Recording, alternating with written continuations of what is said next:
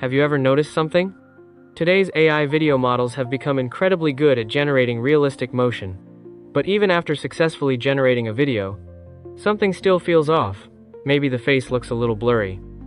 Maybe the video is full of compression artifacts. Or maybe the resolution just isn't high enough. Today, I'll show you how to fix the 3 most common quality issues in AI-generated videos using nothing more than a consumer GPU. By the end of this video, you'll have a complete AI post-production workflow that can dramatically improve the quality of almost any AI-generated video. Hello, welcome to Smart Vision. On this channel, I keep sharing the latest AI tutorials and practical tools. All workflows, materials, and resources from this video are on my Patreon and are available to download after you register. For supporters, I provide extra professional tools and deeper guides. If you like this content, consider subscribing and supporting the channel. Now let's get started. Let's spend a minute setting everything up. First, you'll need to install ComfyUI.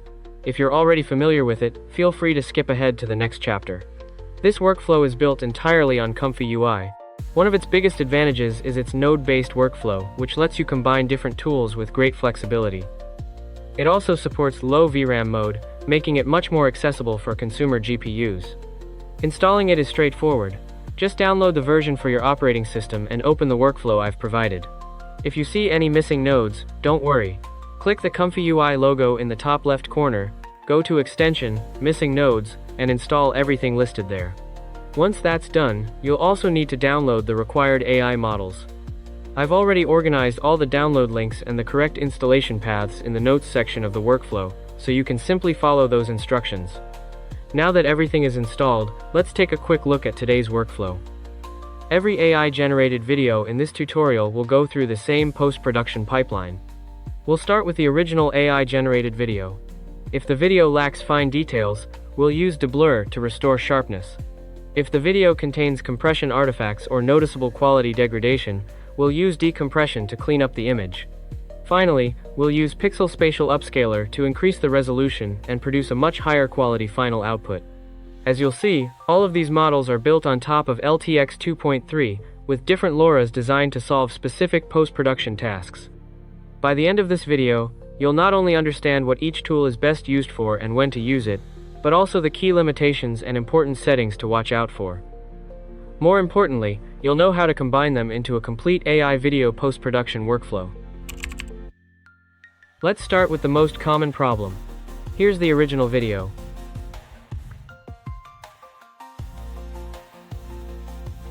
Now let's see the result after applying the Deblur IC LoRA.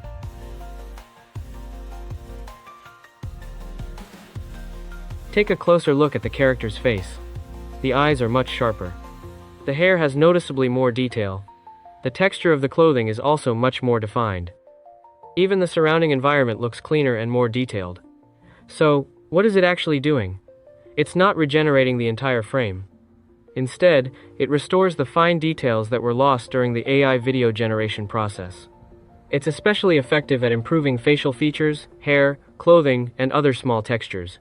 This 5-second, 720p video clip took 408 seconds to process on my PC. Now let's look at a few important settings in the Deblur IC guide node. The first one is Frame ID. This specifies which frame to start processing from, allowing you to apply Deblur only to a specific section of your video instead of the entire clip. One thing to keep in mind is that this value should be a multiple of 8 plus 1. That said, setting it to 0 also works. Next is Strength, which controls how strongly the Deblur effect is applied. I recommend leaving it at the default value of 1, which provides the maximum restoration strength.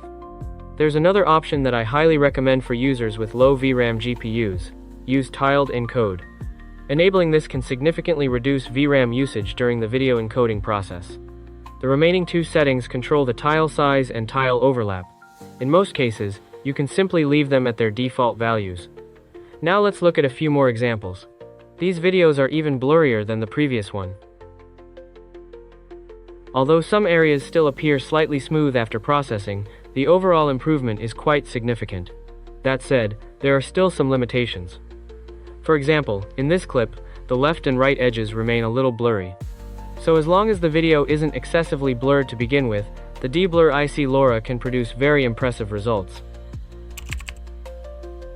The second problem is one I'm sure everyone is familiar with: compression artifacts. For example, you downloaded a video from YouTube, or the video itself has a very low bitrate, or your AI generation workflow introduced heavy compression artifacts. Let's first look at the original footage. For example, when I'm recording my screen and quickly moving around the ComfyUI interface, the compressed video often ends up with this kind of visible noise. You can clearly see blocky artifacts and obvious compression noise throughout the image. Now let's apply the Decompression IC LoRA. This model doesn't simply sharpen the image. Instead, it removes the artifacts caused by compression while preserving the natural details. However, we can also see one obvious limitation here. It can't restore text that has already become blurry. For regular footage, such as landscapes or scenes without fine text, it performs extremely well. So if you notice this kind of compression artifact in your videos, I highly recommend using this module to clean it up. The third issue is probably the one that every local AI user runs into sooner or later: resolution. Not everyone has enough VRAM to generate videos directly in 4K. Many people are working with just 8 GB, 12 GB, or even 16 GB of VRAM. So instead of generating everything in 4K from the start, a much more efficient approach is to generate at around 960p first, and then upscale the final video. If you've watched my previous videos, you probably remember that I introduced Flash VSR.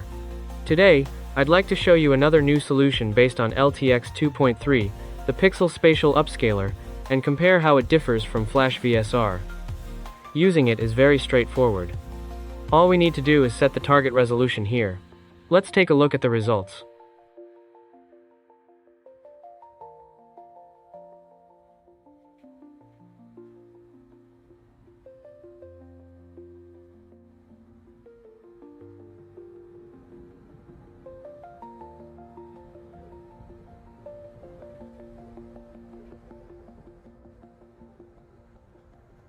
With Pixel Spatial Upscaler, we can recover significantly more image detail. However, its purpose is actually quite different from Flash VSR.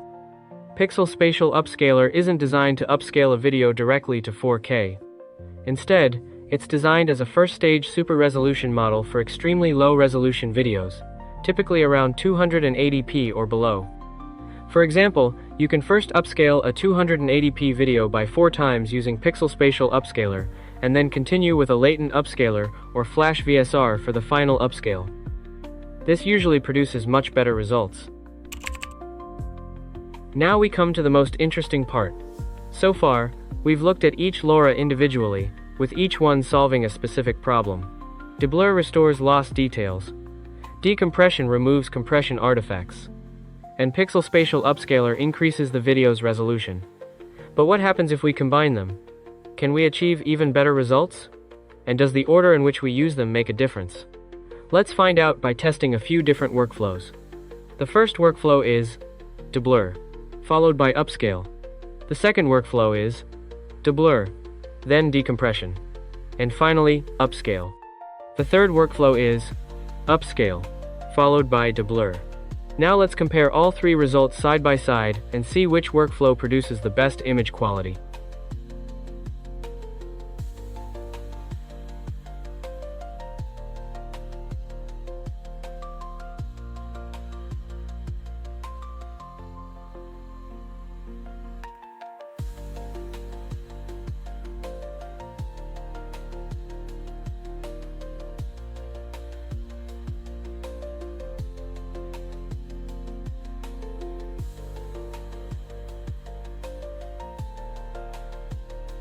After running multiple tests, I found that one particular workflow consistently produced the best results. That is, performing the upscaling as the final step. It consistently delivered the best image quality, with cleaner details, better texture, and an overall sharper result. Whenever I moved the upscaling earlier in the pipeline, the final output looked noticeably worse.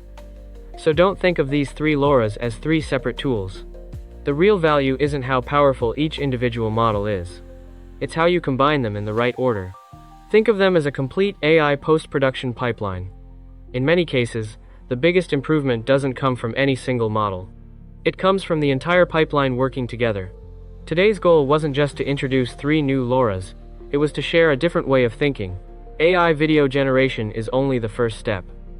What really makes a video look professional is the post-production process. I'll continue exploring more AI post-production techniques to push AI videos closer to cinematic quality.